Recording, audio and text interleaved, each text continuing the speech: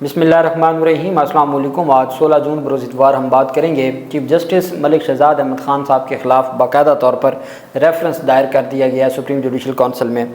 किन इल्ज़ामात पर मबनी ये रेफरेंस है और इल्ज़ामात क्या थे, और दूसरी तरफ इस्लामाबाद हाई कोर्ट के चीफ जस्टिस आमिर फ़ारूक साहब की अदालत में केस मुकर्रर कर दिया गया है। वो जो मुबैना तौर पर चीफ जस्टिस मलिक शहजाद साहब की बेटी से को हादसा हुआ था और उसमें एक शहरी की जान चली गई थी, मासूम शहरी की, तो उस पर जो अहम पेशरफ सामने आई है। चूँकि ये केस था, आप जानते हैं कि हमारे यहाँ जो इसको दो तरह से इन चीज़ों को डिस्कस किया जाता है। एक तो कहा जाता है कि जी ये कत्ल ख़ता है, जो रैश ड्राइविंग करते हुए कोई ऐसा मामला हो जाए वो कत्ल ख़ता है, या अगर आपके पास लाइसेंस ही नहीं था, आप ड्राइविंग का आपके पास लाइसेंस नहीं था और आपसे कोई ऐसा अफसोसनाक वाक़या हो गया, काबिल मज़म्मत वाक़या हो गया, तो वो कत्ल बिसबब हो गया। कत्ल बिसबब सिर्फ दियत है, और कत्ल ख़ता में अगर ड्राइविंग करते हुए कोई ऐसा मामला हो जाए तो वो दियत भी है और साथ सज़ा का भी 10 साल का है, लेकिन वो हमने देखा है कि मैक्सिमम केसेस में दियत है। अब एक FIR दर्ज होती है और उस FIR की बुनियाद पर, और ये कोई आज की बात नहीं है, ये कोई 2-2.5 साल पहले की बात है। 2-2.5 साल पहले तक इस सारे मामले को जिसकी भी फैमिली की जानिब से किया गया है उसमें कोई शक नहीं है कि कानून और जो इंसाफ है उसको अपना रास्ता लेना चाहिए। लेकिन हुआ क्या कि ये सारा मामला, पहले इस सारे मामले के ऊपर कोई बातचीत नहीं थी और ख़ामोशी थी, और जस्टिस मलिक शहजाद साहब बतौर जज लाहौर हाई कोर्ट काम कर रहे थे और किसी ने ख़बर भी नहीं सुनी थी। यही हमारी इस्लामाबाद की पुलिस थी, इस्लामाबाद पुलिस के पास ये केस था और वो सारे मामले को डील कर रहे थे। फिर हमने देखा कि चीफ जस्टिस मलिक शहजाद साहब बतौर चीफ जस्टिस बनते हैं, तो वो जस्टिस मलिक शहजाद साहब जिन्होंने साने मॉडल टाउन की JIT को मुअत्तल किया था, जो साने मॉडल टाउन की JIT के हवाले से सख्त सवालात उठाते थे कि सुप्रीम कोर्ट का ये जो फ़ैसला है ये कैसे इसको फ़ैसला कहा जा सकता है, वो तो दरख्वास्त को निपटाया गया था। तो वो कानूनी सवालात थे जिसके ऊपर आज़म नज़ीर तारड़ साहब बतौर वकील जो मुलज़मान थे साने मॉडल टाउन के, उनकी जानिब से पेश होते थे, और जो उनके आर्गूमेंट्स को कोई अप्रिशिएट करता था तो वो मलिक शहजाद साहब थे। तो वो उनका एक पॉइंट ऑफ व्यू था मलिक शहजाद साहब का कि जो JIT बनाई गई है, जो उसका प्रोसेस था वो दुरुस्त नहीं था। एक तो ये उनका मानना था बार इस सारे मामले पर। अब तब तक मामलात बिल्कुल ठीक थे और कोई बात सामने ना आई, कोई ऐसा इस जो इंसिडेंट है या एक्सीडेंट है इसके बारे में भी कोई तफसील सामने ना आई। फिर अचानक ऐसा होता है कि चीफ जस्टिस मलिक शहजाद साहब चीफ जस्टिस बनते हैं और पहली तारीख पर ही वो एक फुल कोर्ट बुलाते हैं, लाहौर हाई कोर्ट का फुल कोर्ट बुलाते हैं। लाहौर हाई कोर्ट के फुल कोर्ट में वो 2 बड़े फैसले कहते हैं। एक तो वो कहते हैं जी कि हमें सबसे पहले जो जस्टिस मंसूर अली शाह साहब का कंसेप्ट है कि हमें जो वीडियो लिंक के ज़रिए और ज़्यादा से ज़्यादा लोगों को फ़िज़िकली इंगेज ना करें बल्कि हम उनको फैसिलिटेट करें, उनका एक इस हवाले से भी एक कंसेप्ट रहा है और उस पर काम भी वो कर रहे हैं जस्टिस मंसूर अली शाह साहब। दूसरा जो चीफ जस्टिस मलिक शहजाद की सरबराही में फुल कोर्ट था, वो अपने जजेस के साथ खड़े हो गए कि भाई ये वकला का क्या तरीका है, वकील को बार का सदर है या बार का सेक्रेटरी है, वो चैम्बर में क्यों जाता है जज के, वो चैम्बर में जाके क्यों अपने केसेस को पेश करता है, ऐसा नहीं होना चाहिए। ये एक मौक़िफ़ अदलिया ने दिया, हड़तालों पे अदलिया डट गई। अदलिया ने कहा कोई हड़ताल करेगा जज की ज़िम्मेदारी ये काम करे।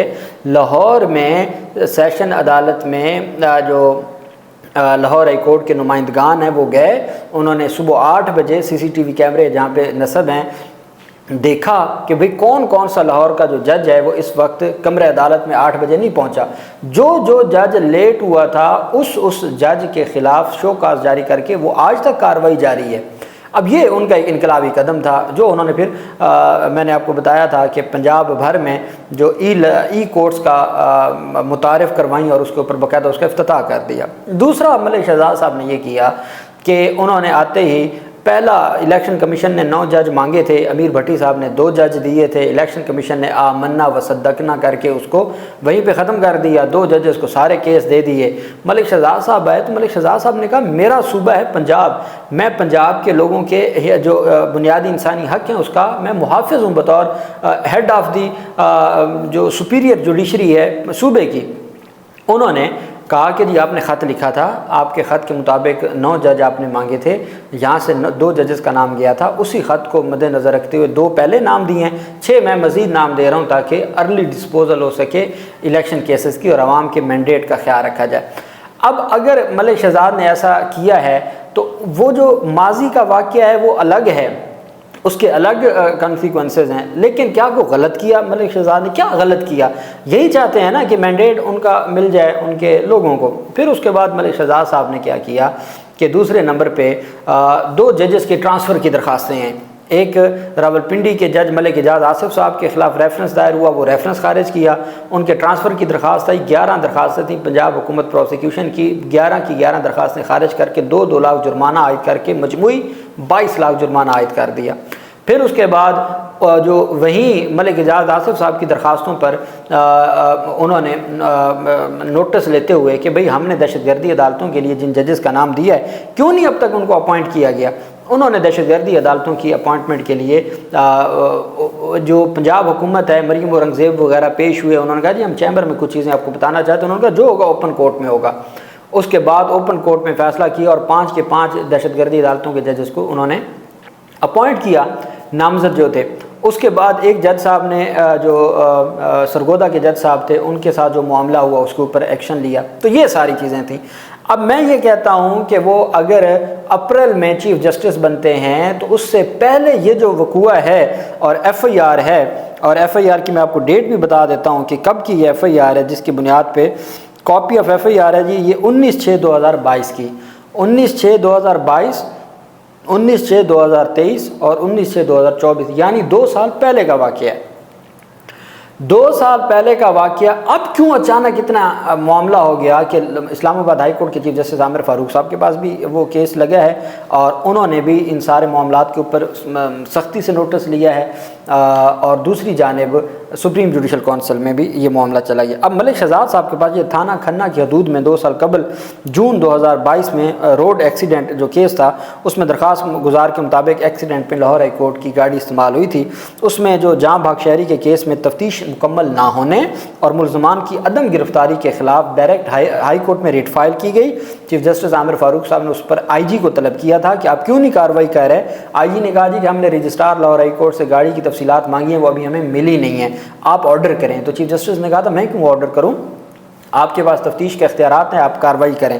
اس پہ رپورٹ طلب کی تھی۔ اب چیف جسٹس عامر فاروق صاحب نے اس کیس میں جو مقتول ہیں یا جو جن کے بیٹے کی ڈیتھ ہوئی ان کی درخواست پر کیس کو پٹ اپ کیا، ٹیک اپ کیا کیس کو، اور اس پر رپورٹ مانگی، اور اب 24 جون کو اسلام آباد ہائی کورٹ کے چیف جسٹس عامر فاروق نے اس کیس کو مقرر کیا ہے۔ پولیس نے مئی کے آخر میں 4 ہفتے کا وقت مانگا تھا، اور اب دیکھتے ہیں کہ اس سماعت پر پولیس کیا موقف دیتی ہے۔ اب یہ کیس اس میں تیزی آ گئی ہے اور ڈائریکٹ چیف جسٹس عامر فاروق صاحب اس سارے معاملے کو دیکھ رہے ہیں آئین اور قانون کی تحت۔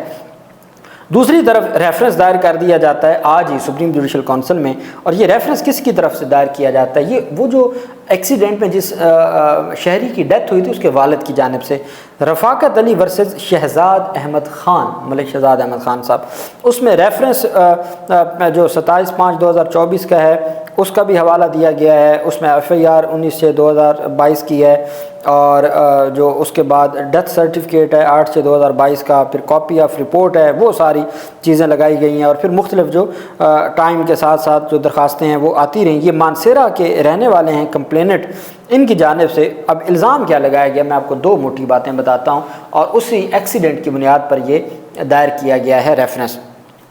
Chief justice Lahore High court کی برطرفی کے لیے سپریم جوڈیشل کونسل میں شکایت درج کی گئی ہے۔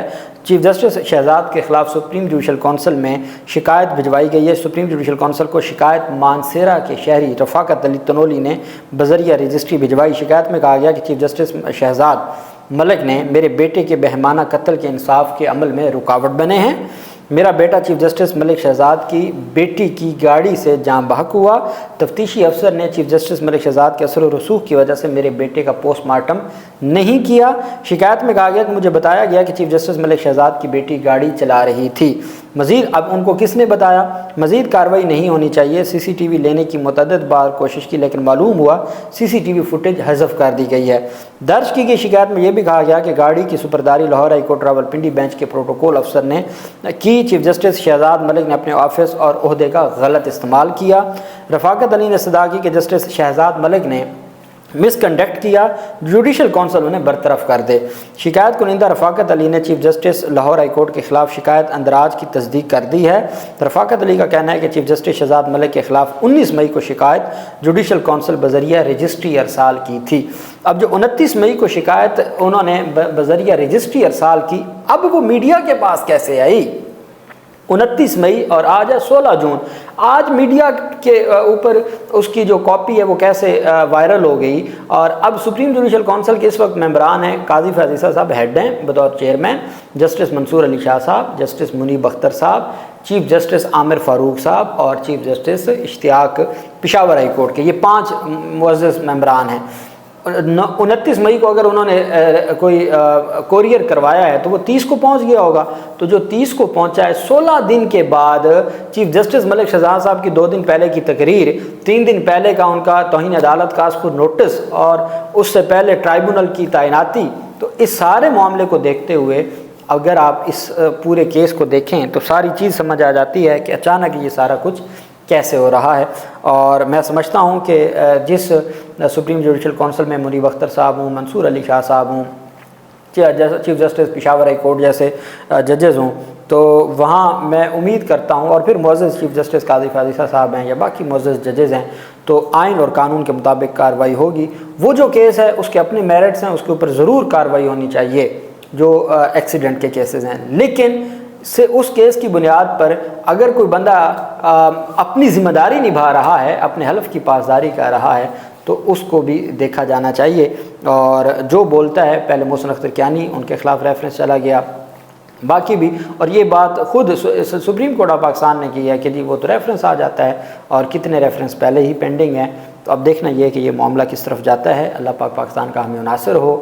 بہت شکریہ۔ اللہ حافظ۔ پاکستان زندہ باد۔